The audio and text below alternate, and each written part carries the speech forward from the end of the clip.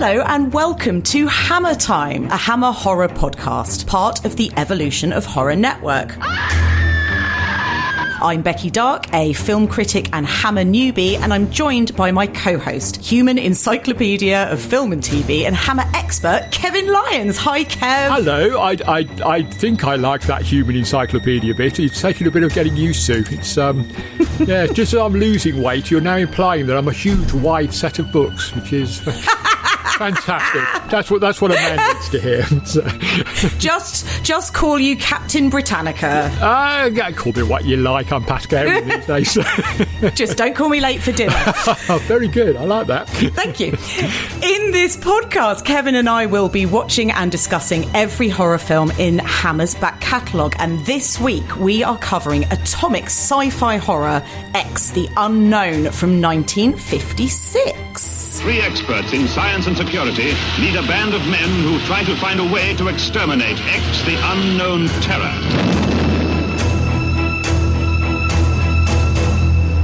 So, Kev, we're on to our second film, our second proper discussion of our podcast. We were just chatting before we hit record. Is this going to be it? Are we falling out already? I've seen your letterbox rating for this film. I suspect you've gone rogue already, and you've abandoned me, and I'm sort of all on my own in my love for X the Unknown. No, absolutely not. There's a lot to talk about with this film. There is. And it's really hard, to be honest. This whole kind of like, well, how do you follow that? How do you follow the Quatermass experiment? I think that's what I really struggled with. I loved it so much, and sort of coming in on another movie that's similar in some ways off the back of it, I was just like, oh, it's not quite as good, you know? Well, I think Hammer had the same problem. Because, they scored this huge hit, particularly in the UK. In America, Quatermass wasn't a known quantity, which is why, and I should have mentioned this last week, so here's a little epilogue for last week, it was called The Creeping Unknown in the States. Because Quatermass means nothing. And as we learned from Brian Donlevy, a lot of Americans can't say Quatermass, it seemed. Quatermass. But, so it would have been a huge hit, the Quatermass experiment in this country. And Hammer were keen to do a bit more of the same. Obviously, we never lose sight of the fact that although we're fans of these films, we sort of adore them from a fan perspective, they were commercial filmmakers. They were commercial mainstream filmmakers.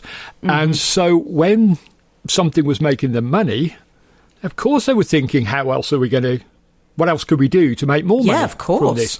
And so they decided they wanted to do a sequel to the Quatermass experiment. And originally, the plan was to feature Quatermass in it. And our friend Nigel Neal, who I discussed last week, is an absolute genius, but a bit of a curmudgeon. He was not happy with the way the Quatermass experiment had gone. Right. Partly because of the casting. Go back and listen, you'll hear all about that. But, there were other problems as well. He didn't feel that he'd been paid enough by Hammer, and he didn't like the way it had been rewritten and so on. So he said to Hammer, no, you can't have Quatermass. I've got Quatermass 2. That's been on television already. You can't have that yet, blah, blah, blah, and all the rest of it. And he refused to let them use the character. Interesting. So what happened was there were two of the producers, Anthony Hines and Michael Carreras. They were sitting around having a chat to their production manager, a guy called Jimmy Sangster, another name that's going to loom huge throughout the next few months.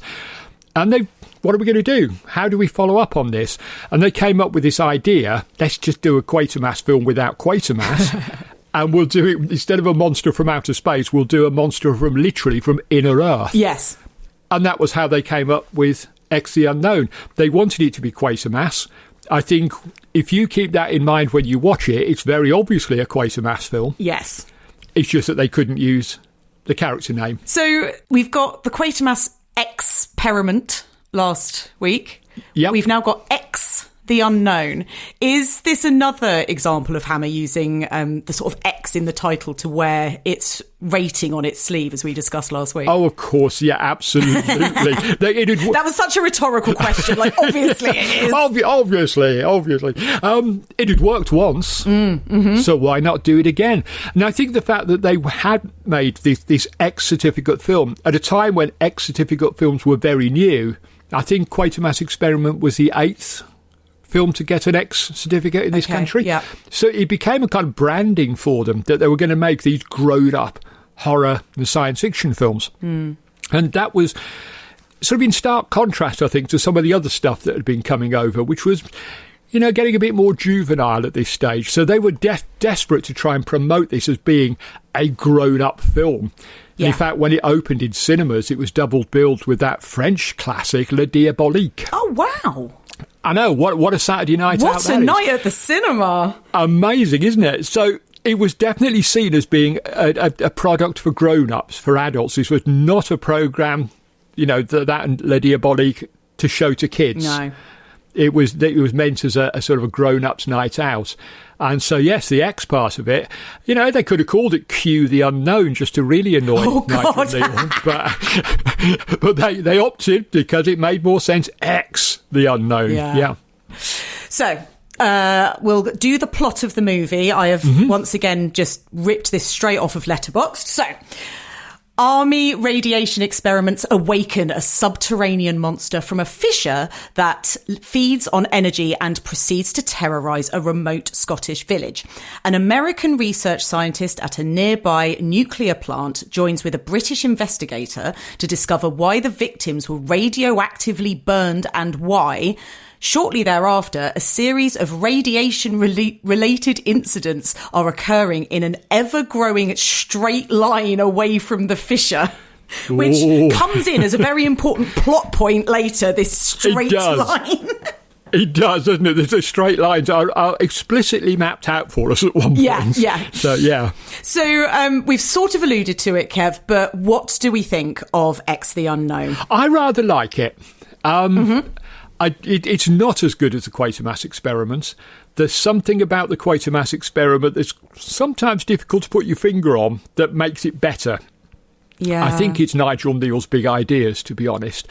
This is a much more traditional science fiction film. The fact that they're using radiation, that was the big fear in the 1950s science fiction films, apart from communism, of course. And so I think it feels a bit more traditional than Quatermass Experiments. The Quatermass Experiment feels like it was taking some chances. It was doing new things. This feels like it's building on foundations that were already there.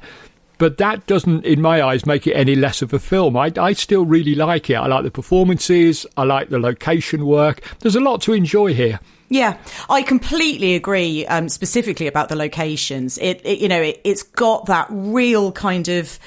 Because you've got the monster, for want of a better word, kind of coming up out of the landscape, out of the ground, it really does kind of place it very terrestrial, right? And I really like that.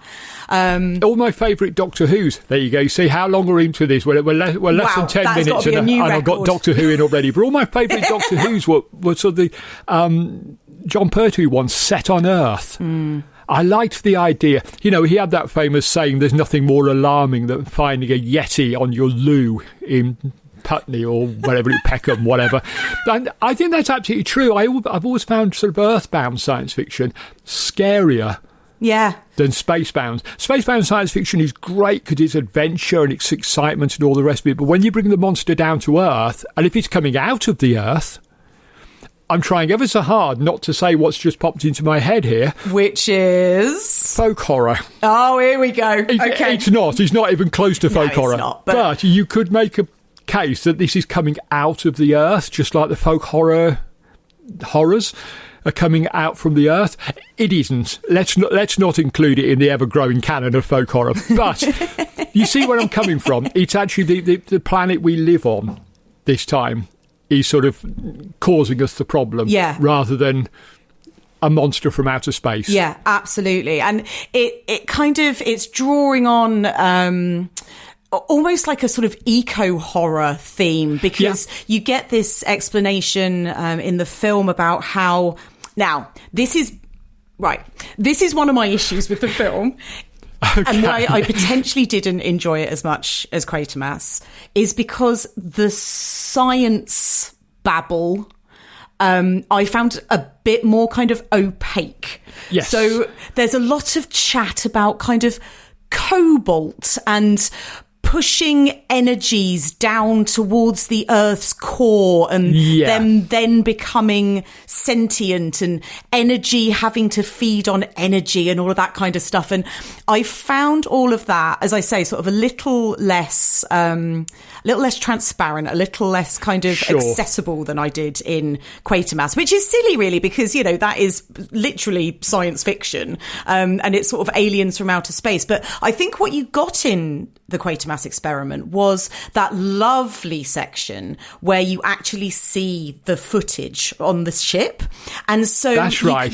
I found that I could visualize it much better, and I could kind of figure out what had happened, even though I'm absolutely not a, astrophysicist or whatever. Sure. Whereas with this one, I think my knowledge of kind of Geiger counters and radiation and chemical properties of cobalt and stuff maybe just left me scratching my head a little bit. I think Nigel Neal and Val Guest and Richard Landau, who'd written the scripts for Quatermass Experiment, had quite a light touch when it came to the techno babble. Yeah. They kept it at an absolute minimum. Jimmy Sangster, and we have to remember this was his first feature script. Mm-hmm. When he was in that meeting with the two Hammer producers, he came up with these ideas, and they just said, well, you go and write it then. I think in his autobiography, Sangster said that one of them said, you can't be any worse than you are as a production manager or something like that. It's a joke. But he had written a short film, A Man on the Beach, which we'll mention again a little later on. But he... this was his first feature film script, and I do wonder if maybe he'd just gone down the library, had a look at the Encyclopedia Britannica, and thought, this is great, this is good, we're going to talk about cobalt, we're going to talk about this, that and the other. And a lot of the times with science fiction, you don't need to know that stuff. No. It's interesting from a sort of science nerd's perspective, but I don't need to know that. And I'm a huge science fiction fan. I don't really care about that stuff. And yes, it does get a little bit bogged down sometimes with scientists talking science, or talking the British equivalent of Hollywood science. It's not real science. That's a really good way of putting it. The Hollywood scientist is one of the great cliches of science fiction cinema. These people who turn up, and they seem to sound like they're saying the right thing.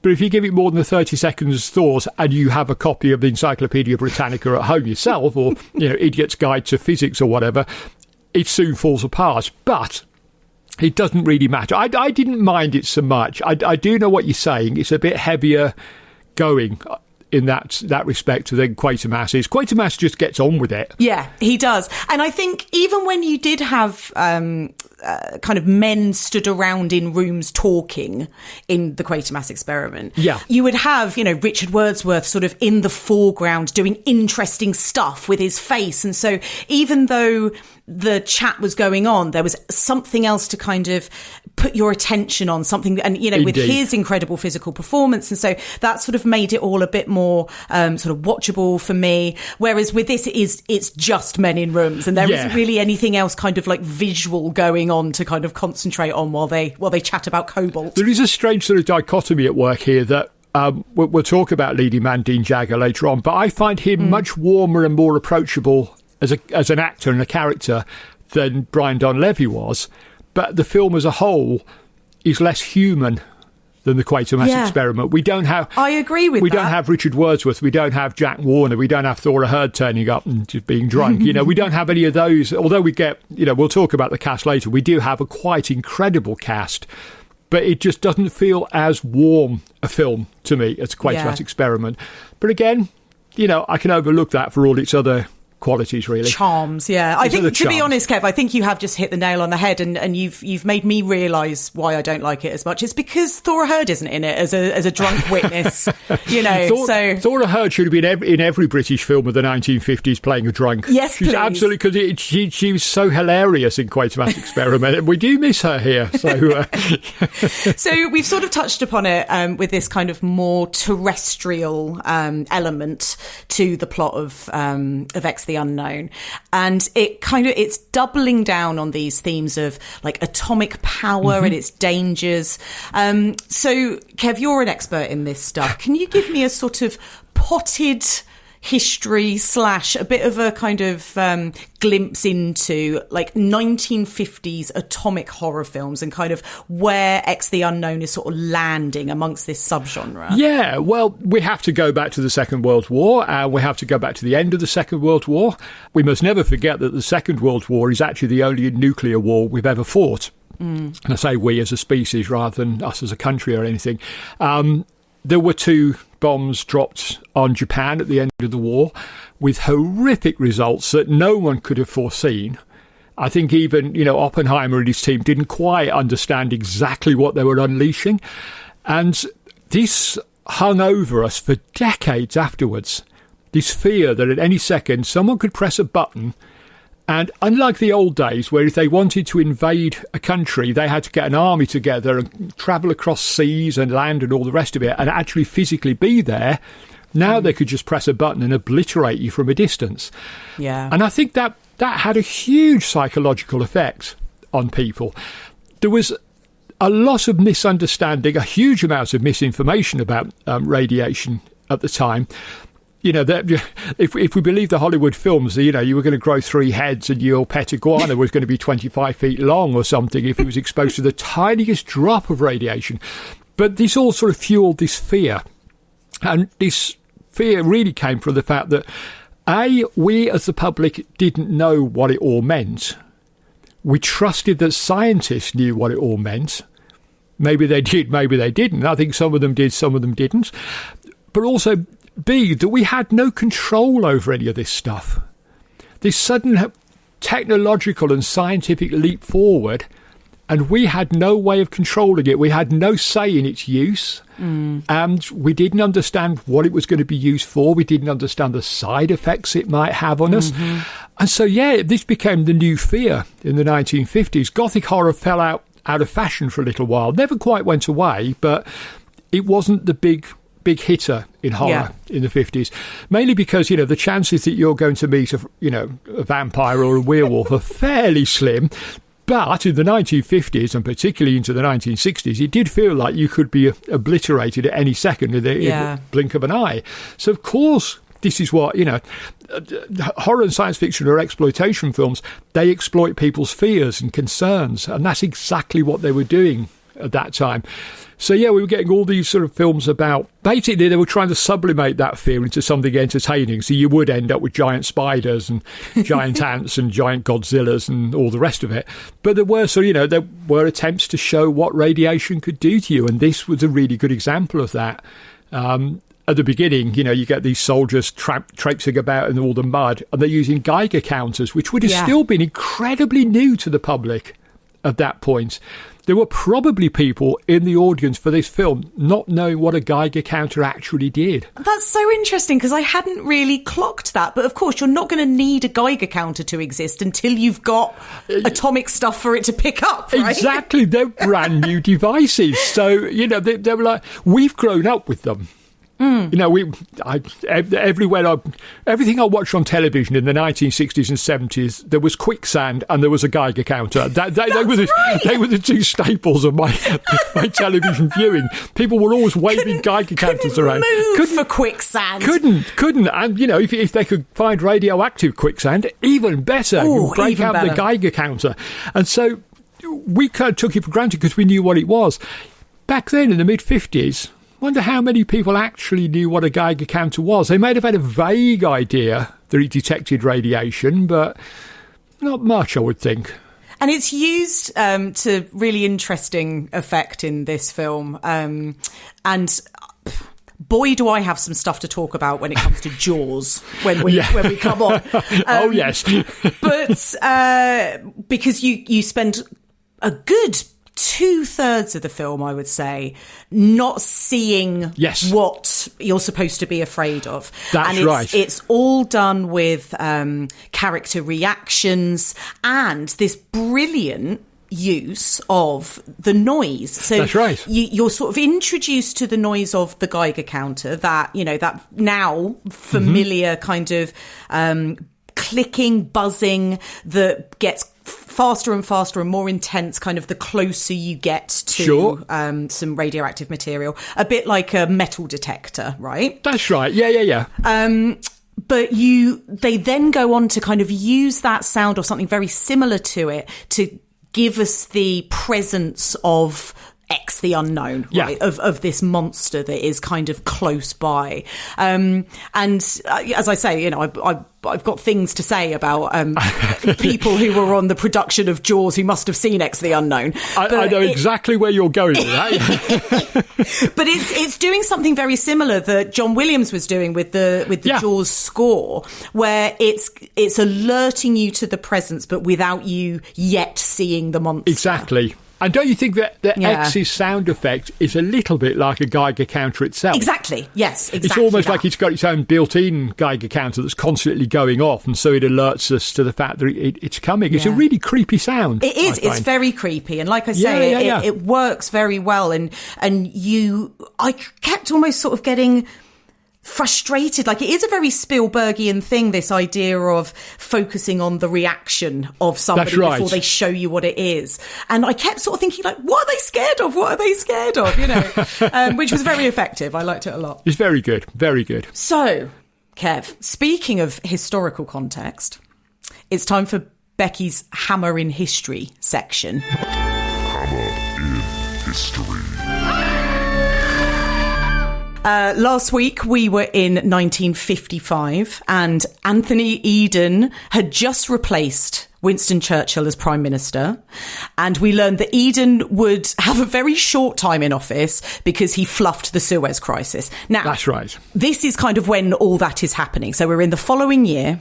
1956, Egyptian President Gamal Abdel Nasser nationalises the Suez Canal Company, which was owned by Britain and France. And Britain and France are not happy about this. So in collusion with Israel, they launch a military attack to retake the canal. Military, big success. Politically, terrible failure.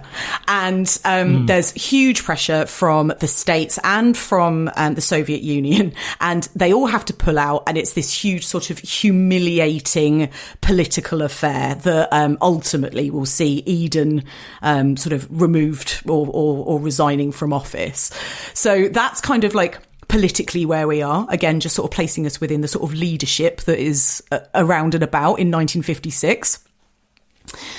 So this is my first slightly surprising fact.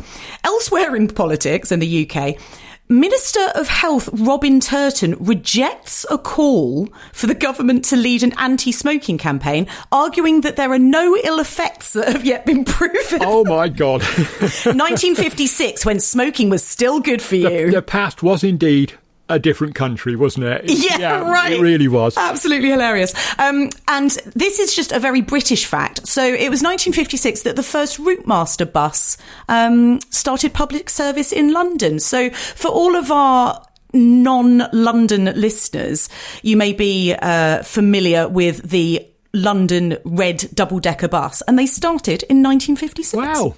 I kind of assumed that they were much earlier than that. That's interesting. So did I. But I would have imagined like they were around during the war, but very much post-war. Excellent. Well, yes, the Routemaster, an absolutely classic piece of design, isn't it? Lovely. Exactly. Oh, incredible stuff. So in 1956, the UK's first live air-dropped atomic bomb was dropped over Maralinga in Australia as part of the Operation Buffalo British nuclear tests.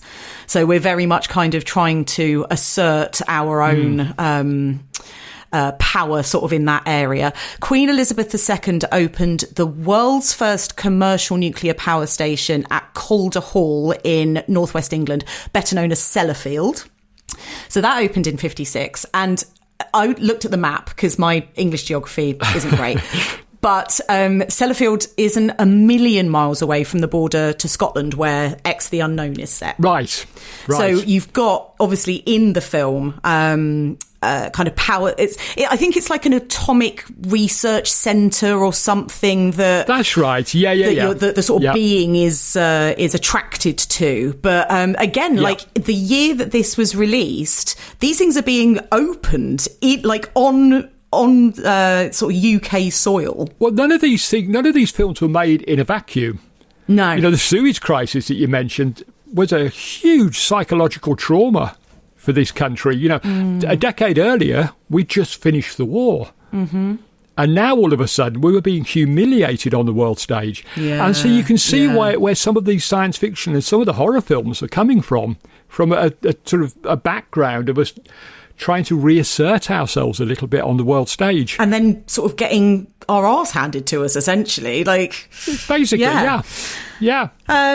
But a slightly lighter touch, in popular culture, Granada Television began broadcasting from Manchester, extending the ITV channel's coverage to Northern England and later Yorkshire. So, again, for anyone who doesn't know, you know, at the beginning of kind of broadcast TV in the UK, we very much just had the BBC. And then ITV came along as our kind of third channel, Kev, is that right? No, it was the second channel. BBC Two wouldn't come along till the late 60s. Well, that's very confusing. Yeah, it is very confusing, isn't it? ITV were originally the second channel.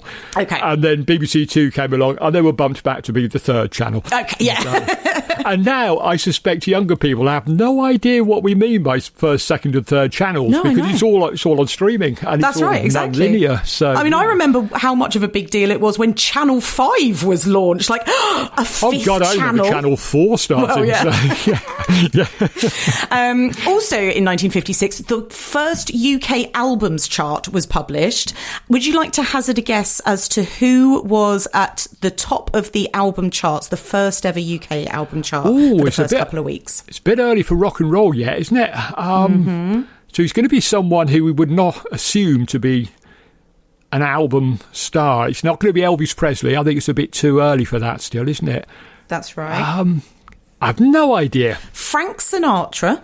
Ah, that makes sense. With his album Songs for Swinging Lovers. Of course. God, we had a copy of that in our house when I was... Did you? You didn't, did you really? I think it was the law that every family in the 1960s had to have a battered copy of Songs for Swinging Sinners in their house. Yeah, I mean, it seemed to be ubiquitous, but you're quite right. Yes, that makes perfect sense that would have been number one. Yeah, well, that's why it topped the charts, because everybody had a copy. Exactly. And then turning our attention to cinemas, this was one hell of a year.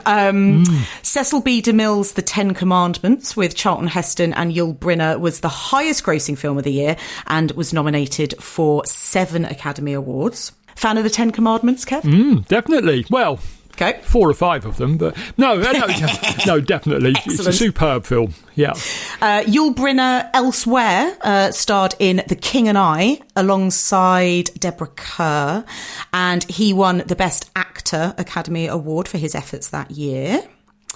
Frank Sinatra was also in the movies, as well as topping the charts, starring with Bing Crosby and Grace Kelly in High Society, one of my favourite ever movies. Fantastic film, yes, I totally get that. Musical remake of the screwball comedy from the 40s, Philadelphia Story, which is in its own way absolutely perfect. Absolutely brilliant. Yeah, exactly. And director George Stevens' American epic Giant was released, which was James Dean's third and final film as leading actor before he was tragically killed in a car crash. Wow.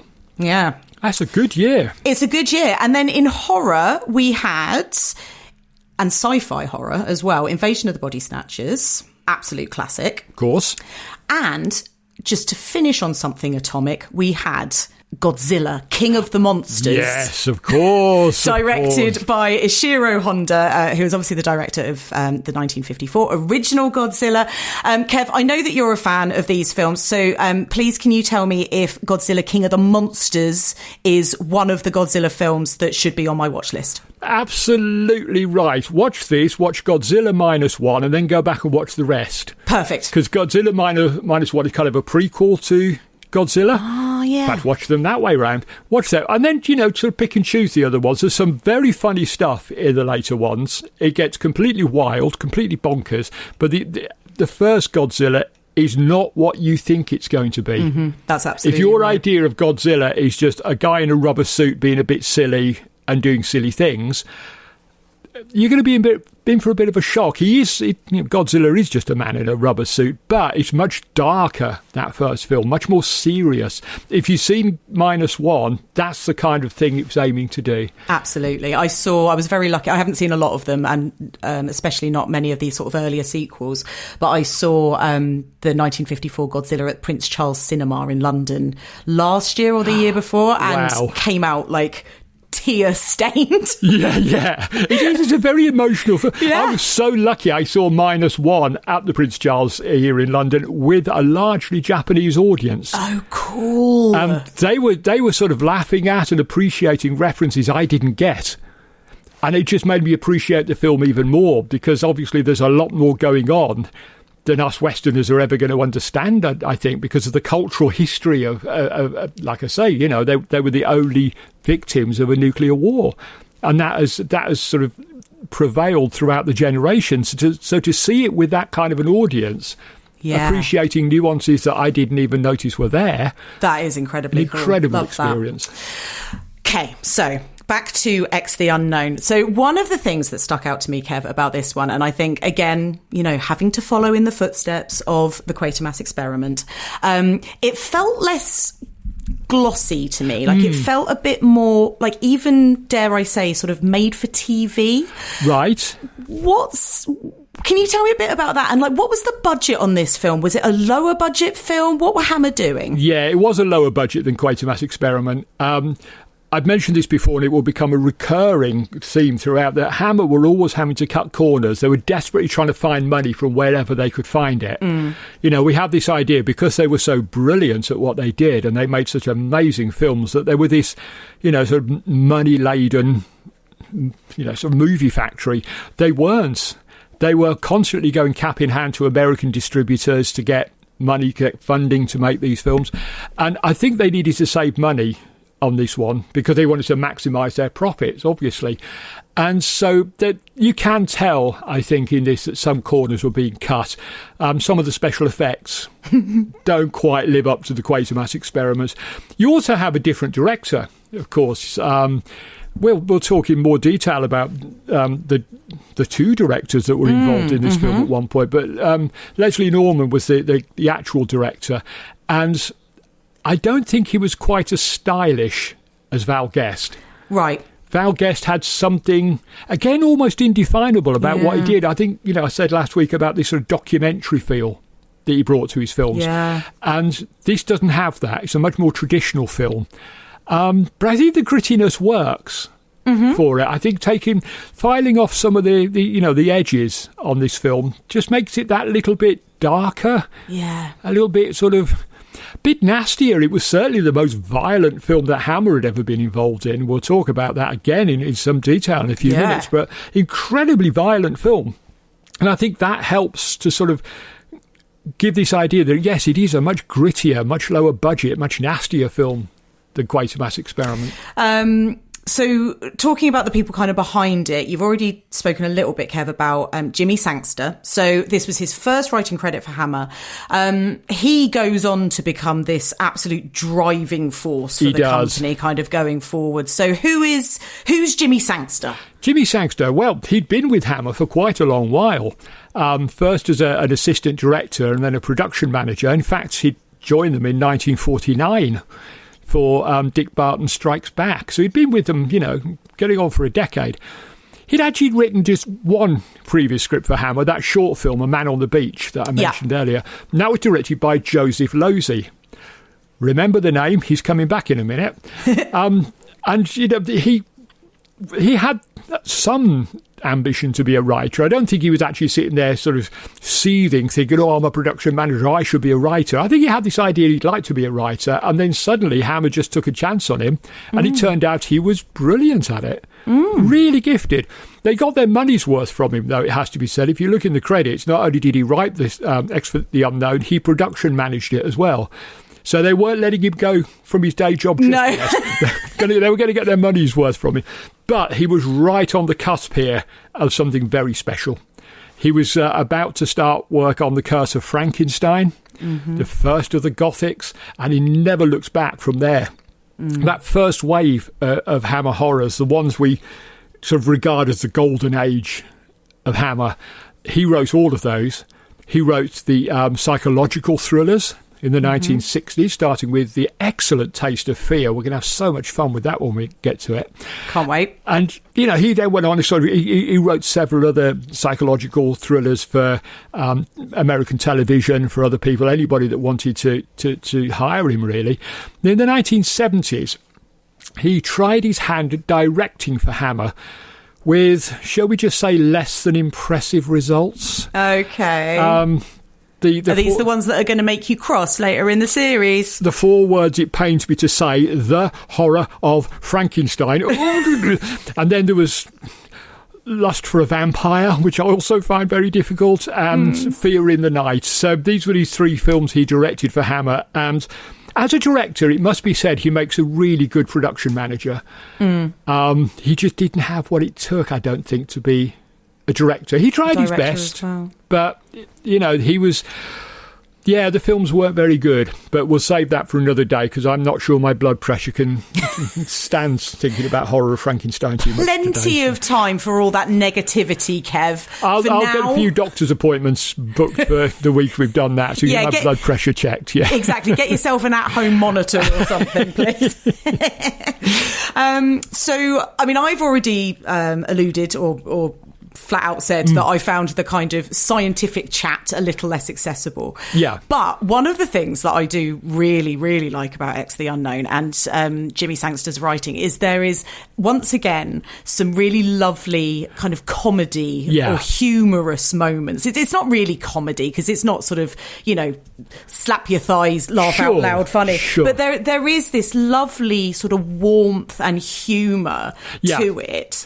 One of my favourite bits is they're sort of driving away from the fissure. They've just been down there to sort of check out what's going on, and you've got the doctor and the investigator. We'll come on to talk about these guys sort of more specifically. And the driver. And they're chatting in the back. And he says, let's not conjure up visions of nameless horrors creeping around in the night. And then you just get this shot of the driver's face. And he sort of looks suddenly very, very uncomfortable. He does. And it's such a brilliant piece of like physical, like reactionary acting to this very sort of overblown, quite Lovecraftian line that has just been spoken. Sangster explicitly mentions that line in his autobiography when he says that, you know, I wrote the line, you know, let's not dream up imaginary horrors, and he said that's exactly what I was doing. Yes. You know, and he's like, this was kind of, I think, a little in-joke to himself. That, you know, he was being paid to dream up these unspeakable Lovecraftian visions of horribleness coming out of the earth. And then I'm going to put into the mouths of one of my characters them saying explicitly, don't do that. Yeah. Don't, you know. And he had this very sort of dark and very sardonic sense of humour. It was more witty than, like you say, laugh out loud funny. We're going to see some great examples of that as we go along. He actually could be a very amusing writer, I think. There's a great line of dialogue when Dr. Royston, the hero of the piece, ponders out loud, how do you kill mud? I know! Isn't that brilliant? And, you know, the way he does it with a fairly straight face, but there is that slight tongue-in-cheek feel to it. And that's very Sangster. You know, those little sort of throwaway bits of humour. And that's why I think he became such a fan favourite, that the films were terrifically good and they were really well fashioned and they were exciting and all the rest of it, but there was a little sense of humour which wasn't allowed to overpower what we've really come to see. It was just there, you know. That's so right, Kev. Like, he's gotten the balance so perfect with this. Absolutely. That kind of... Like I say, he's key to what's going to happen next. He's writing. He's key to what happens next with Hammer. And we can never underestimate his contributions here. So let's talk a bit about the directors. You've suggested that there's more than one. Well, sort of.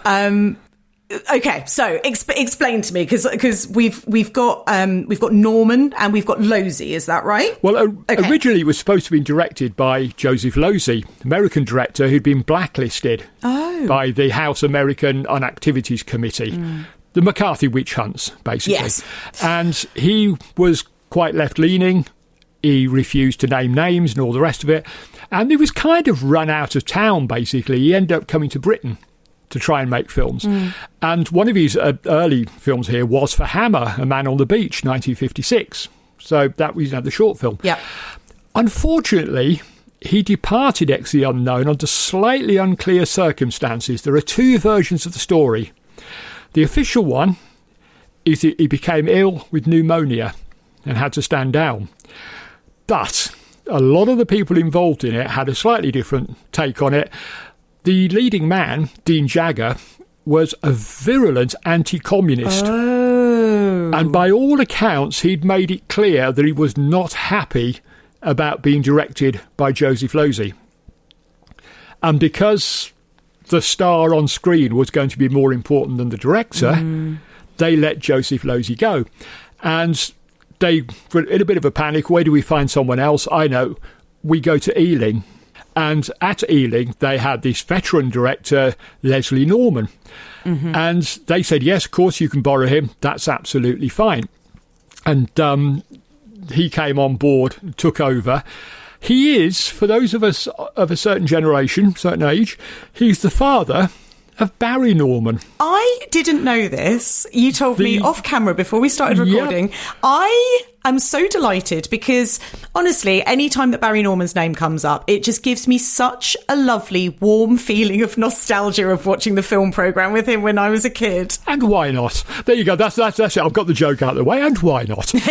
Which he never said, apparently. He started saying it towards the end because he thought people were expecting that of him, because every impersonator would go, and this is my film of the week. And why not? and he did. He wasn't particularly known for saying that, but his impersonators were. But yes, this is Barry Norman's dad. Now, Barry Norman always came across a slightly affable guy on television, didn't always agree with him. His dad, on the other hand, was by all accounts a bit of a monster. He didn't get on well with the British, the Hammer crew. In fact, they actively disliked him. Sangster said he was a bit of a bully. Oh, no. He was quite shouty. He was quite aggressive. They were all working long night shoots out on location in the Beaconsfield gravel pits.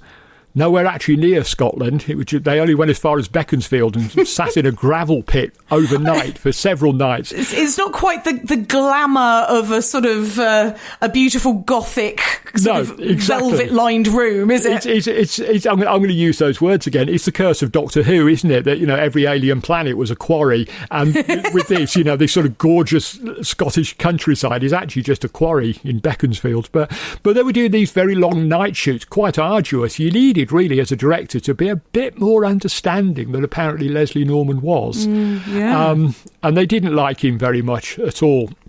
Poor old Joseph Losey was shunted to one side then. They offered him the chance to direct an adaptation of Josephine Tey's 1949 novel, Brat Farah, but the financiers, Columbia, got cold feet and pulled out, and it was later revived by Sangster as a psychological thriller, Paranoiac, for Hammer, 1963. He made the thriller The Criminal, which was written by Jimmy Sangster, started as a Hammer project, but they offloaded it onto a smaller production company, Merton Park. And despite all that, he did come back to Hammer to make one of their absolute classics, the absolutely terrific science fiction horror film, The Damned, in 1963. Norman didn't work for them again, perhaps for obvious reasons. The assistant director, Hugh Harlow, who I've met a few times, and is a really lovely, charming guy. He said it was one of the worst pictures I've ever worked on. Leslie Norman, who was the director, was a bit of a tyrant and was an ex-Ealing director, and the chemistry between people was not gelling very well. It became a very unhappy experience. I remember that. Oh, no. And, he's a very charming guy who, on those few occasions that I've met him, has never had a bad word to say about anybody. But, yeah, Leslie Norman did not endear himself to the Hammer family at this point. So there's no surprise that he didn't work for them again. No surprise at all. So can you kind of pick out parts that are directed by one or other of the director? No, because Losey had gone before they started. I see. He set everything up, and he probably had some say in the casting and so on, but he was got rid of very, very close to the start of production. And Leslie Norman, to his credit, he only had about a week or so, if that, to get prepared to make this film. So he was under a lot of pressure. Doesn't excuse his behaviour, but it might explain it a little bit. Yeah. But he was under a lot of pressure, and he actually filmed the whole thing, but from, a script that had already been written, using actors that had already been cast, locations that had already been chosen. I see. He didn't have a great deal of input into it in that sense. So maybe he was just unhappy. He was just a hired gun, really. Yeah. So in front of the camera, we've already talked about him, but Dean Jagger. So we've got Dean Jagger as Dr. Adam Royston. Now, Dr. Adam Royston is our sort of Quatermass stand-in. Yep. He's indeed. So again, he's an American. He plays this scientist. And you're right. I mean, I completely agree with what you say, Kev, about him being sort of warmer on screen than Brian Donlevy as Quatermass in the previous film. So he is. And he's more authoritative as well, I think. That, when he does talk the techno babble, he does at least make it sound like he thinks he understands. Yeah, it sounds like he knows what he's talking about. It absolutely does. I'm sure he didn't. I'm sure he hadn't got a clue. I'm sure he was going home at night reading the pages for the next day and thinking, I've no idea. But he's selling it, isn't he? I'll sell the idea to them because, they probably don't know what I'm on about either, but I'll just do what... And I think he does it really well. I would follow this scientist more than I would follow Brian Donlevy's Quatermass. Absolutely. Any day of the week. I would trust him with my alien invasion needs any day of the week, whereas Donlevy, I think, would probably punch me if I looked at him the wrong way. That's right. So, there is one scene in it, I think, which sums up the differences between the two men. But there's a scene where Royston has to interrogate one of the little boys who encounters X. And he's very gentle with him. Mm-hmm. And this is actually a scene, I think, which is taken directly from the Quatermass Experiment television series. Oh. There's a very similar scene. The little girl in the film was actually a little boy. That's right, I remember you saying. And Quatermass is very gentle when he talks to him, interrogates him. And as I said last week, you kind of imagine Brian Donlevy would just grab this boy by the scruff of the neck and start slapping him about. Come on, tell me where he's going. Come on, I'm Quatermass.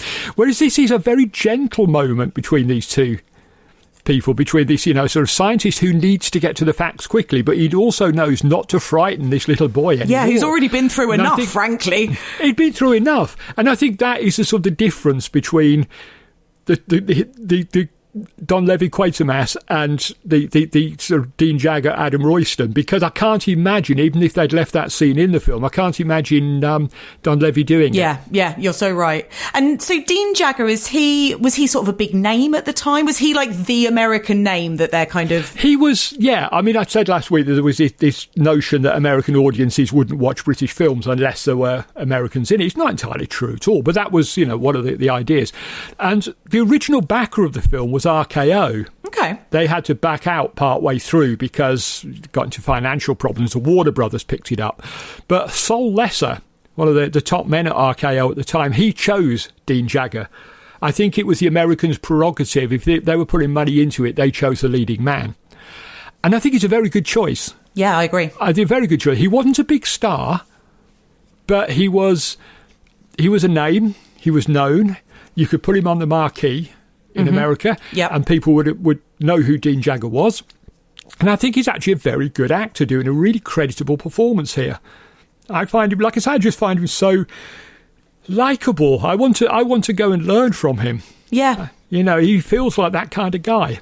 Yeah, absolutely. And there's a nice, almost kind of mentorship relationship between Royston and Peter. So you've got this the kind of director of the Atomic Institute, who's this very stern, seemingly cross for no reason at all times man, who sort of likes to lay down the law. And his son Peter also works at the institute, but he's got kind of an admin role, but he doesn't want to work in admin. He wants to be a scientist. And you can see why he's attracted to Royston, because this guy he knows his stuff, but he's a nice guy. He's not patronising anybody. He's not bullying anybody. He knows that they can all help him. Yeah. And he knows he's the smartest man in the room, but he also knows he can't do it without them. Yeah, absolutely. And I love that sort of thing that he has, where he never acknowledges that he's the smartest man in the room. He never shows anybody up. Whereas Quatermass tends to. Well, yeah, he'll shout it from the rooftops. Exactly, yeah. And so in that sense, I think, wouldn't it have been great if Dean Jagger had been Quatermass? I mean, he would have been really good, Kev. Yeah. Wouldn't that have been great if we'd had him? That would have pushed Quatermass Experiment from the upper echelons into the elite bracket for me. It would have been perfect. But yeah, I think he's very good in this. I like him a lot. I've liked Dean Jagger and a lot of the things I've seen him in, but this in particular, I think he does a superb job. Yeah, I agree. I think he's great. And he's kind of acting up against, so his sort of compadre, I suppose, is Leo McKern as Inspector Mac McGill, who keeps correcting people because they keep calling him detective. Yes. And he keeps saying it's Mr. Because he's not a policeman. Yeah. He is. Exactly. He works he's kind an investigator. Yeah, exactly. He works like for the Atomic Board or something. That's right. Yeah. Yeah. So he's not actually a cop, but he's an inspector, a civilian inspector. Mr. McGill, not Detective Mr. McGill. So, and Leo McKern is Rumpole of the Bailey, Kev. What can you say about Leo McKern? The man was a genius. He was brilliant. Yeah. I love Leo McKern. I adore him in everything. He's the co-star of one of my all-time favourite films, The Day the Earth Caught Fire, which is another sort of nuclear thriller. And he's playing a sort of similar sort of role in this, as sort of almost but not quite the sidekick of the leading man. Yeah. He's holding his own, but he is kind of the secondary character to him. But Leo McKern being Leo McKern, you can't really put him in a supporting role because he was just so charismatic and so brilliant that he kind of just takes over, really. Every time he comes on screen, it's like, yay, Leo's back, it's great. Yeah. And he's so good. He's so good in everything. I'm glad we're not doing a Leo McKern season, because honestly, that's all I would say every week. He's so good. He's so good. He's so good. Because I don't think I ever saw him in anything. I've seen him in some films and TV shows which weren't great, but not because of him. He was always the best thing about everything. Yeah. And yes, like you say, Rumpole of the Bailey, which is going back a few years now, isn't it? I had one of those very satisfying moments that one gets from time to time if you watch a lot of movies and TV, where, especially if you see an actor that you know well, but younger, and I'm watching it and I'm thinking, I know his face. I know his face. I know his face. Yeah. And it's his nose. I knew his nose. And I'm thinking, and all of a sudden it clicked and I was like, oh my God, it's Rumpole. And So anybody who doesn't know, do you want to tell people what Rumpole of the Bailey was, Kev? Rumpole of the Bailey, he was a lawyer. Was he a lawyer or a barrister? He was some legal, wasn't he? Yeah. It was one of those television series that sounded really unlikely. That you were going to have this, basically the adventures of a barrister, which, no disrespect to barristers, you do fine work, but it's not the most exciting job in the world. And yet somehow Rumpole of the Bailey was this massive success. Yeah. In part, a large part due to Leo McKern, I think, who brought a sense of humour to the role, who brought his personality to the part. And it ran for, I don't know, 200 years or something. It was going on forever, wasn't it? I think it was 212 in the end. Yeah. It just went on and on. It's old, not quite as old as I am, but it's old. It went on forever. And it was just, you can see why they kept bringing it back, because it was just so... I don't like the word cosy, but it's the best way to describe Rumpole of the Bailey. It's got that coziness to it. It definitely does. And I don't mind the word cozy, but I think it is definitely appropriate here. Like, it was because it was one of those funny shows that I remember first watching in colour, and then now and again they'd show the black and white ones. And because I was a kid, I'd be like, I don't like the black and white ones. But yeah, it was like Sunday tea time viewing in my house. Right, yeah. I totally get that. It was a family destination. It was, bit of television, and you're so right. I mean, there's no doubt in my mind that it ran for as long as it did, and it got so many repeats because of Leo McKern, who was just, of course, phenomenal. Yeah. Leo McKern, to coin a cliche, Leo McKern could have turned up and read the phone book, and I would have listened to it. He had a great voice, he had personality, he had humour, he had charm. He's one of my favourite actors. I mean, what's not to love? So the minute he walks on screen here, you just immediately think all is right with the world. Absolutely. This is going to be good. This is going to be a good one, yeah. Any other sort of particular characters that turn up that you want to draw attention to in X the Unknown? Well, yes, we've got actually a really interesting supporting cast. One of who, in particular, you are going to come to know probably better than some of your family members. We will start at the top with Anthony Newley playing Spider-Web, singer, actor, Grammy Award winner, husband of Joan Collins. What? He wrote the score for Willy Wonka and the Chocolate Factory with Leslie Brickers. He wrote Goldfinger, the song Goldfinger with John Barry. For goodness sake. A huge influence on David Bowie. That is so cool. All of that was still to come. He was, just starting out here, but there he is as Spider-Web, one of the most influential and important musicians of the 60s. Here he is in X the Unknown. You mentioned earlier the guy who runs the facility being a bit grumpy. This is Edward Chapman, who we will know, some of us, as Mr. Grimsdale in the Norman Wisdom comedies. Mr. Grimsdale, Mr. Grimsdale. That was his most famous and enduring role. And it kind of pulls me out of the film a little bit whenever he appears on screen here. Because he's like so kind of well known as that character. I keep expecting at least one of them to shout, Mr. Grimsdale, Mr. Grimsdale. And, it just pulls me out a little bit. You've also got Kenneth Cope. Right there in the opening scene is one of the soldiers. He was later the deceased half of Randall and Hopkirk Deceased on TV. Yeah, you know the face. He turned up in some Carry On films, Carry On at Your Convenience being the one I remember him from the most. Ian McNaughton, who played Haggis. Yep. And a character I'm sure absolutely designed to annoy any of our Scottish listeners. Absolutely. I thought I was mishearing when his sort of what not a colleague, what do you call it if you're both soldiers? His comrade in arms. Thank you. Yeah. His comrade in arms kept calling him Haggis. I was like, no, but he can't be. Surely. He can't be, but yeah, there he is. Well, played by Ian McNaughton, and he would go on to be a producer at the BBC, producing nothing less than Monty Python's Flying Circus. Oh my God. There's an uncredited Edward Judd as one of the soldiers. Leo McKern would appear with him in Day the Earth Caught Fire, another of my favourite actors. You've got one of the little boys the little boy Ian, he's played by Fraser Hines, who was a few years away from becoming Jamie McCrimmon aboard the TARDIS in, yes, there's that words again, Doctor Who. He was Patrick Troughton's assistant. Oh my God. For several years, and here he is as a little boy. But the key supporting player is Michael Ripper. Now, here's a name I've heard. You are going to get so used to this man, honestly. He'd been with Hammer since 1948's film The Dark Road, and he became a kind of lucky totem, I think, for Hammer, and they put him in as much as possible.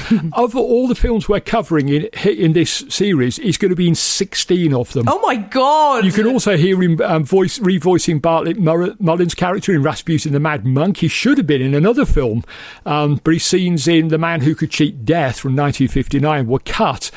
And he did 33 films in total for Hammer. We're doing 16 of them. Honestly, you will get to know this guy really well, and that is no hardship, trust me. He is terrific. He's I sometimes wonder if maybe Hammer were starting to put him in early in the same way that Alfred Hitchcock would try and get his cameo appearance in early. Right. Because once people started to know, we'd where's Michael? Let's see if we can spot Michael. And he was like, distracting us from the film. So sometimes he would turn up fairly... He was always playing things like coachman and barman and things like that. He always had some small role in these films, but they were always terrific performances, and you are going to grow to love this man just like the rest of us do. He's absolutely wonderful. So he's the key supporting character, but the rest of the cast is amazing. Honestly, you've basically just gone through kind of a who's who of British pop culture, basically. Well, this was a hallmark of Hammer, that they once they got going, in particular, they could call on some real talent who would come running, because these films were successful. If the casting call went out, the people who made the Quatermass Experiment are doing another science fiction film. Do you fancy it? Mm-hmm. Of course you were going to take it, weren't you? It had been such a hit, Quatermass Experiment. You were going to take the chance that this one was going to be a hit too, and it was. And so, particularly later on, when they become Hammer, the Hammer that we all know and love, no actor was going to turn them down. In fact, when we get to Phantom of the Opera, there's a surprising story that we're not entirely sure is true, but a surprising story about a Hollywood star, which we'll cross that bridge when we come to it. Great. I love an apocryphal story. Fantastic. Including an alleged personal connection to me, but I don't know whether it's true, but I'm going to tell the story anyway, because I've dined out on it for years. But yeah, this is a great supporting cast. I mean, just people you recognise, people you don't realise you recognise, like Fraser Hines, for example, because he's so young of course. in this. You don't immediately think Jamie from Doctor Who. You just think, that kid looks a little bit like Fraser Hines, doesn't he? It's him, and these other amazing actors in it as well. So what a cast! What a great cast! You'd better get used to running around on the moors, Jamie, because it's that's all you get. Yeah, he's lost now, but I think the story where we first meet Jamie, he's running around on the Scottish moors because he was a Highlander. So he didn't travel very far. So how now? We've come on to talk about the kids, and so this seems like, because of something that happens in this film, this seems like a good time to start talking about the horror in X the Unknown. So we will come on to talk about the brutality, the sheer brutality of this movie.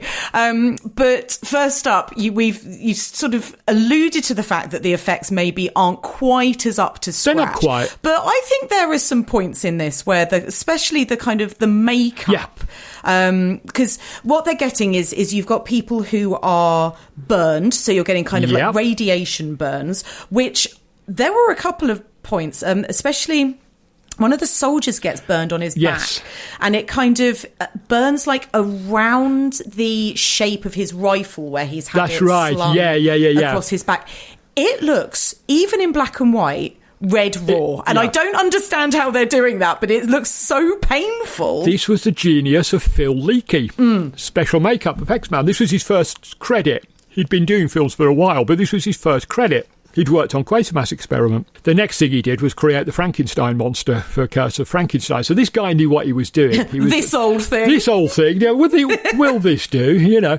But he was brilliant with these effects. Like you say, those burn effects are really quite horrible. And then you get a melting face. The melting face, Kev. It's brief, but bloody hell, you don't expect it in a film of this vintage. You don't. What it reminded me of was Raiders of the Lost Ark. Yes. Yep. Definitely, and we've mentioned Spielberg. Spielberg watched a lot of science fiction films and horror films. I bet he saw this film at some point on television. So I wonder if he thought, I wonder if we can reproduce that in the film. Yeah, and, sort of packed it off to, can't remember who did the makeup effects on Raiders, but packed it off to them and said, right, that's what we want. Yeah, basically, do something like that. It still works really well. It's still quite a shocking scene, I think, and you'll be absolutely unsurprised to hear that the BBFC were not amused. This is going to be... We should have a separate section in each of these episodes. Hammer at the BBFC. We're going to have a jaunty little theme tune for it or something, because they just battled the BBFC at every step of the way. And back then, it was the done thing for producers to send the BBFC a copy of the script, and that they would then say, no, take this out, take that out, be careful with that. Hammer did sometimes, other times they just didn't bother, sent the film back and said, yeah, we've done it, and they they didn't notice, which is hilarious. I love that so much. But sometimes they did get caught out. And on this occasion, the first reader of the BBFC, this is a terrific quote, they wrote back to Hammer saying, "I think the film company should be cautioned on treatment. We cannot stop them making the film, but I think it will revolt many people. Even the Quatermass experiment did this, and it was mild compared with the present subject. The free use of the words evil and obscene is ominous. We must have a great deal more restraint and much more done by onlookers' reactions instead of by shots of pulsating obscenity, hideous scars, hideous faceless, sightless faces, etc., etc." They went on to rant quite a lot about it, but that was the lines that sort of stuck out to me. But they were not happy about it. They didn't like it. And in fact, Exclusive, who were the British distributors and kind of Hammer's parent company, they were pretty unhappy about it too. They wrote to the BBFC to see if they'd be willing to recategorise it with an A certificate instead of an X, which kind of ruins the whole point of the title, doesn't it? Just a bit, yeah.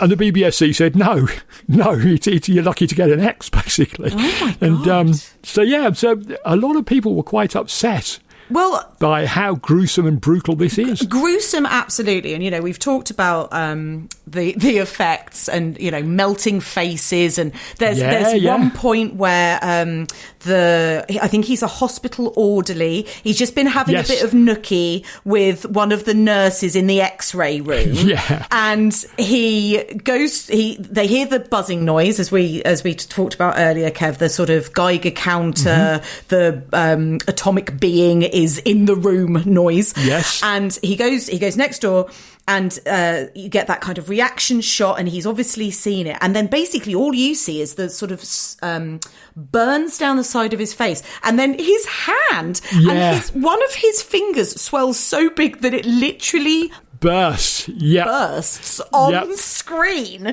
and you get this kind of like squirt of God knows what that comes out of his finger. It was just water. It wasn't supposed to explode.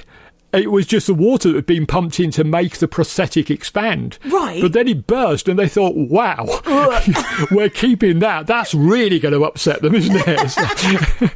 Well, it upset me in 2025. I was like, oh, God. It's amazing what they were getting away with, even this early, the things they were prepared to do. And one of the things they're prepared to do, I know you want to talk about this, because when you sent me your notes through on this, you did the exact same thing that I did. You wrote the exact same words with the exact same punctuation mark, which is... They kill the kid! That's exactly what I wrote with the exclamation mark. Because it's so shocking. It's so shocking, Kev. So this poor little kid, his name's Willie, obviously, because he's Scottish. Of course. And he encounters the being. You get this stunning close-up of his reaction. This beautiful, brilliant, wide-eyed, wide-mouthed reaction of sheer terror as he sees. And again, this is what I was talking about earlier in this beginning part of the film. You're not seeing the monster. Sure. You're just getting it all through the reactions. Yeah. And his is the first that you really get, and it's beautifully lit. Like, it is such a stunning shot. I could almost have it on my wall. It is. It's a little work of art, isn't it? Its own right. Yeah. Yeah, it's so gorgeous. And anyway, so he legs it, and Ian, his little mate, runs after him, screaming, Willie, wait for me, don't leave me behind. And then he gets admitted to hospital with radiation burns. Mum and Dad come in, they're talking to the doctors, and then a couple of scenes later, you just see them covering this little boy with a white sheet, and then they wheel him out literally like past his traumatized parent. That's right. It is so brutal. We hadn't seen anything quite so shocking since Frankenstein. Mm-hmm. You didn't kill children. That was... a kind of unwritten rule that you didn't do that. That would come in later in the 70s. They'd start putting children in peril. And we get another one, a tiny little toddler later on. He sort of has to face down X, and he's like... AKA my favourite character in the entire film, thanks for asking. She's lovely, isn't she? She's so cute. She's so sweet. She's so innocent. But this is the thing, it works so well because these are innocents and they're being put in the way of tremendous danger that even the adults can't understand. And it's kind of almost that sort of, that being let down by the adults. Yeah. That the adults are supposed to be there to protect them. And they can't because they don't understand what's happening yet. And it's such a brutal scene. It's so beautifully done. Yeah. So subtly done. We're not going to see the kid's face melting away or anything like that. Of course not. They weren't going to go that far. But, even that simple... Yeah. Image of the white, face. Just the covering of the face, and and you can see like a really something it made me think of when I was watching it about a kind of like slightly behind the scenes thing was when they wheel him past on the gurney and he's covered in the sheet. It's obviously a child under there. They haven't done that with a grown up, and Sure. So I was thinking, like, how fun it must be for that little actor to kind of be like, okay, right, now we're going to cover you with the sheet and we're just going to wheel you down the corridor, like, nothing to be scared of. And I bet he was like, I'm not scared. Come on, let's do it. I get to play a dead body. I bet you somewhere there are outtakes, probably long since destroyed, of him going, wee, as he goes down there. And they go, cut, you can't do that, But yeah, I mean, I'm sure that he was having the time of his life. The audiences who then went to see him in this film were traumatised by it. But he was having a great time, I'm sure of that. It's it's a very bleak and dark moment, and I think it really points the way for some of the dark places Hammer were about to head. Yeah. They weren't going to do this to children much more in future. That wouldn't come until much later, but... yeah, they were going to go to some dark places. This was the first indication of where they were going. Yeah, and it is dark. It is. And coming back to what I wanted to discuss about Jaws, as well as the brilliant use of sound and, reaction shots and stuff, is when Willie's mum comes to talk to Dr. Royston and essentially his parents come to tell him off, the dad comes up and he says something along the lines of... you're meddling with things you don't understand. It's out of your control. My little boy or our little boy is a victim and it's your fault. Yeah. And then Mac, the investigator, says to Royston, oh, he didn't mean it. And Royston says, yes, he did. Yes, he did. Yeah. That is pretty much carbon copy lifted into Jaws when Mrs. Kintner comes up and tells off Chief Brody after her son's been eaten by the shark. Yeah. I was like, hello, there are some very prominent X the Unknown fans out there that I didn't know had been particular fans of this film. Because honestly, it is almost, apart from the fact that you've got the dad talking to the authority figure and the mum's just kind of stood in the background, which is the opposite way round in Jaws. Sure. Otherwise, it's almost word for word, especially that little exchange at the end. Like, I'm sure he didn't mean it. Yes, he did. And again, it provides us with a sharp contrast with the big screen version of Quatermass. Yes. If that dad had dared to go up to Quatermass, Brian Donlevy's Quatermass, and say that to him, he'd have punched him in the face. He would have. He wouldn't have taken any... yes, he's right. He wouldn't have taken any sort of responsibility for it. He'd just blustered his way through it, blamed one of his assistants and stormed off. So, yeah, I mean, it's a lovely scene. It's a really lovely scene. It's a heartbreaking one. It's absolutely heartbreaking. Beautifully written. And, yes, you can see why, if Spielberg saw this or his writers saw this, they looked at it and thought... That's kind of the default setting for this kind of scene. That's right, exactly. Like, this is what we're trying to do, and like, why try to reinvent the wheel? Like, it's already been done so beautifully. It's been done so beautifully, we'll just do it again. Yeah, exactly. Yeah. And who can blame them? Because it is a gorgeous little scene. It's wonderful, brilliantly acted by all involved. Absolutely. So, Kev, you've mentioned the little toddler. So, we finally get to see X the Unknown, because this is another, just like the Quatermass Experiment, this is another Hammer film where they very helpfully say the title in dialogue in the film. They do, yes. So we're literally calling this thing X the Unknown. And that's right. We sort of get this, as I said earlier, this slightly psychobabble explanation. Essentially, there are these energies under the earth. Stop me if I get this wrong at any point. And every 50 years, the moon is in a certain configuration to the earth and the gravitational pull is stronger. And so they open these fissures in the ground. Yes. And the energy comes up. But in the past, it goes hungry because there's nothing for it to eat. That's right. Yeah. But now we've got atomic energy and it's like, yum, yum, yum. Yep, that's it. Let's have some of that. So he comes up out of the ground. That's as good as explanation as any of what's going on. To be the smell you can detect at the moment is bullshit because, I mean, I don't think any of it makes any kind of scientific sense whatsoever. But who cares? Sure. Who cares? Saturday night at the cinema, you'll go for that. That makes perfect sense. Absolutely. Yeah. It doesn't matter at all. So, and when it comes up, I think now, again, you may correct me here, but at first, is it invisible and then later it takes on physical form, or is it always? No, I think it's always mud. Okay, I think once it's on the surface, it's always the blob. Oh, what did they make 2 years after this film?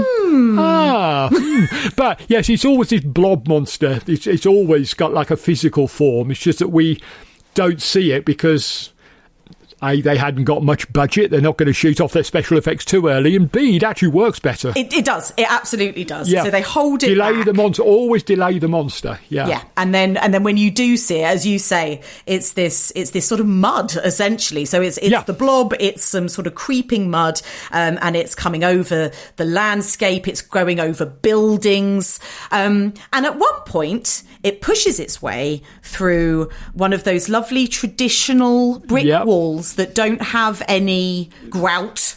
Any cement or anything in there. Exactly. Yeah. So, and it comes through that towards the cutest child I have ever seen. Yes. So and this is another real moment of not only humour and sort of this warm humour that comes through the writing, but also there is a camera choice here, Kev, that had me... Yes. I almost fell off the sofa. I was laughing so hard. So you've got these women running through the sort of graveyard of the church. Yep. Because as we discussed last week, if you're not going to the pub, you're going to the church. Going to the church, exactly. So they're running towards the church. The priest kind of scoops them up. Come on, ladies, get inside, get inside. Yeah. The door shuts and the camera goes immediately down and to the right, pointed at the most cherubic child. She is so cute. She's like a weeble. She's completely round. And she's got like this adorable little pea coat on. She's got like a bow in her hair. She's got these chubby little cheeks and I just want to eat her up. And she has not been ushered into the church. She's been forgotten about, the poor little thing. And the blob, aka X the Unknown, is coming towards her through this brick wall, manages to push its way through, and she is just toddling around, giggling, having the absolute time of her life, until finally the adults realise that she's missing and come out and pick her up. Where's the cute little girl gone? Oh my God, quick. Yeah. We do have to ignore the fact that X is emitting huge amounts of radiation which have killed other people as it passes, and yet this girl is totally immune to it. Yeah. We'll ignore that. We'll draw a veil over that because, you know... It doesn't matter that this thing is so powerful that it has literally melted cars. Exactly. But this little girl is no more than a few feet away from it by the time she was rescued. It's like, hey, giggle, giggle, I'm having a great time. And looks like she's made of like ribbon and candy floss. Like, yeah, exactly. It's a lovely little scene, that. It's so funny. Good. I absolutely loved it. Yeah, and I do detect that kind of sardonic sense of humour there from Sangster. I think, you know, because he would have, obviously, he would have known about Quatermass Experiment. He worked on it uncredited, and he would have seen the scene with the little girl in that. Mm-hmm. Okay, let's do something similar, but we can make it a bit funnier, maybe, and just have all these idiot adults that forget they've got this cute little child in tow, you know. So funny. Like, just Wonderful. the way that camera just goes down to her. I know. Oh my God, absolutely amazing.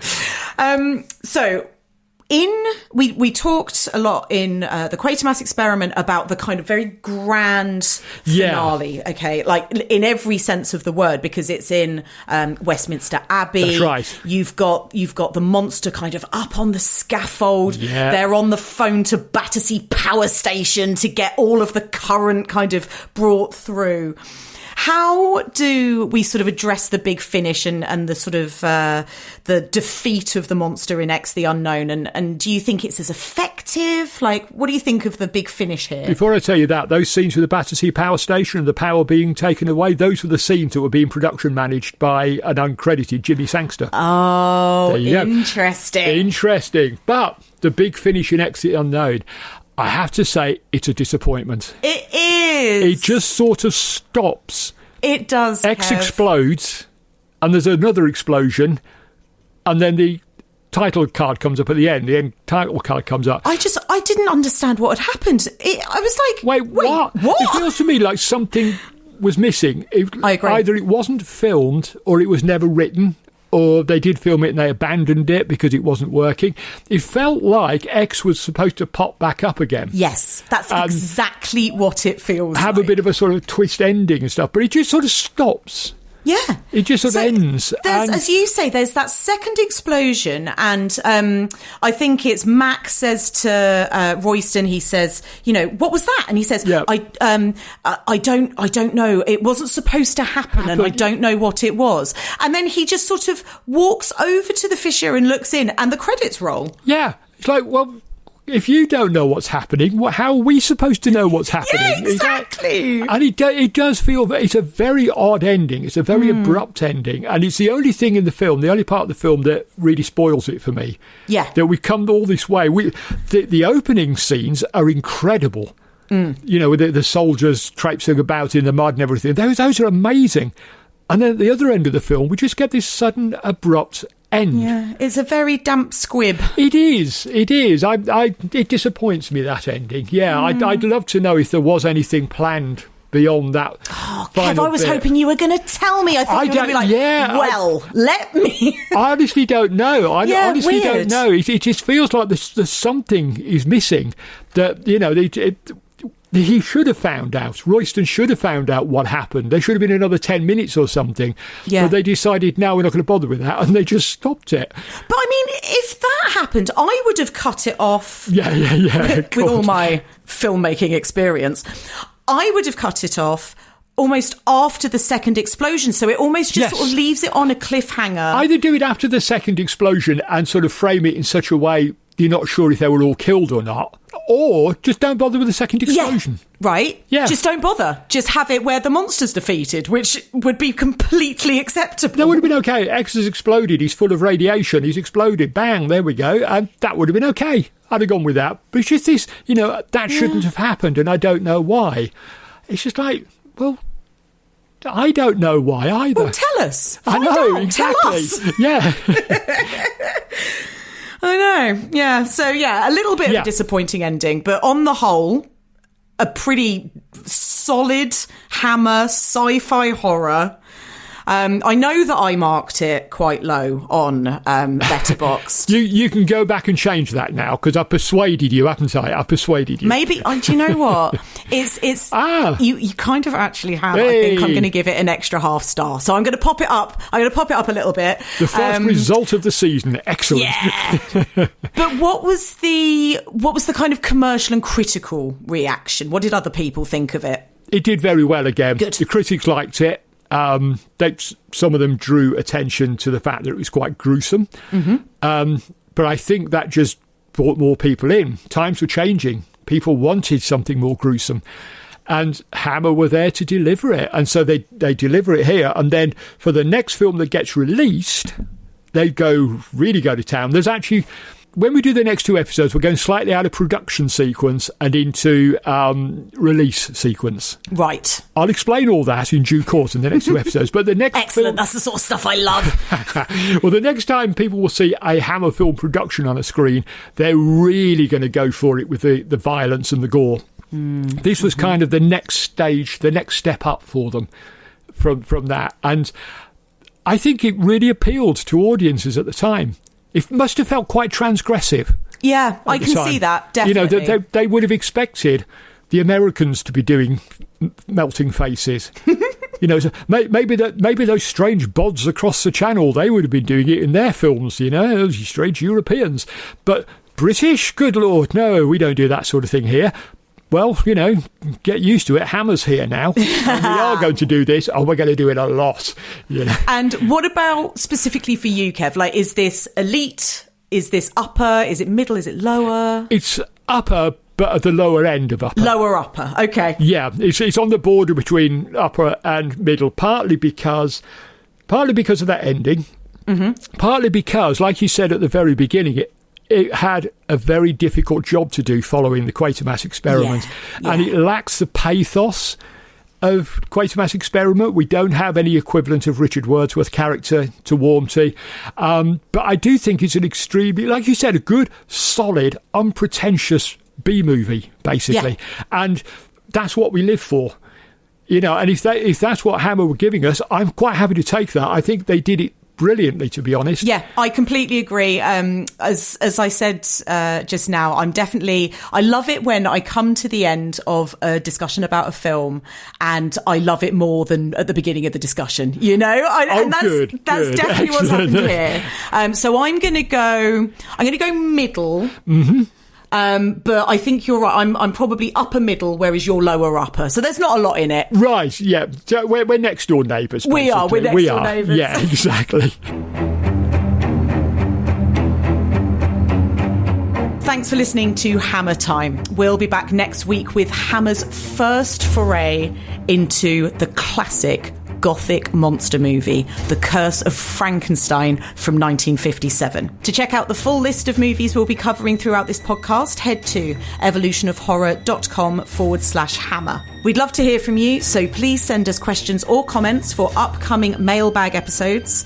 Drop us an email to hammer@evolutionofhorror.com. You can follow the Evolution of Horror Network on Instagram @EOH_network. You can follow me on Instagram and Blue Sky @Bunny Darke.